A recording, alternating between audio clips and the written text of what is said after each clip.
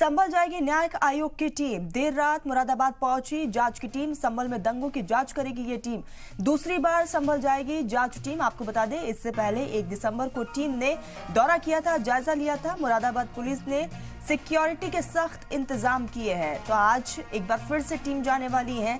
तो आपको बता दें कि संभल में 24 नवंबर को हुए दंगों के मामले में जांच के लिए राज्य सरकार ने 3 सदस्यीय न्यायिक आयोग का गठन किया है, जो लगातार हर एक पहलू पर जांच पड़ताल में जुटी हुई है। जिसने 1 दिसंबर को जिलाधिकारी राजेंद्र पेंसिया और पुलिस अधीक्षक कृष्ण कुमार के साथ संभल की शाही जामा मस्जिद समेत दंगा प्रभावित इलाकों का निरीक्षण किया था।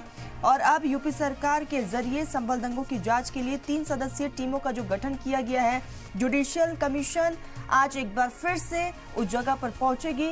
हर एक पहलू से जांच पड़ताल की जाएगी। हालांकि इस बीच जो है सिक्योरिटी के सख्त इंतजाम किए गए हैं। तो संभल जाएगी न्यायिक आयोग की टीम। देर रात मुरादाबाद पहुंची है ये टीम। आपको बताते चले कि संभल में दंगों की जांच करेगी ये टीम। दूसरी बार संभल जाएगी टीम। आपको बताते चले, इससे पहले 1 दिसंबर को टीम ने दौरा किया था। उस वक्त भी वहां पर जाकर लोगों से बातचीत और साथ ही साथ जो है शाही जामा मस्जिद का भी रुख टीम की तरफ से किया गया था और दंगा प्रभावित इलाकों का भी टीम ने निरीक्षण किया था।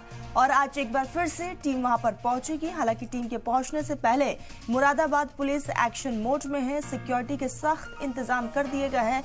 पुलिस प्रशासन की वहां पर तैनाती की गई है। तो ये बड़ी खबर आ रही है। आपको बताते चले कि संभल में 24 नवंबर 2024 को हुए दंगों के मामले में ये राज्य सरकार ने 3 सदस्यीय टीम का गठन किया है, जो लगातार इस पूरे मामले को लेकर तहकीकात में जुटी है।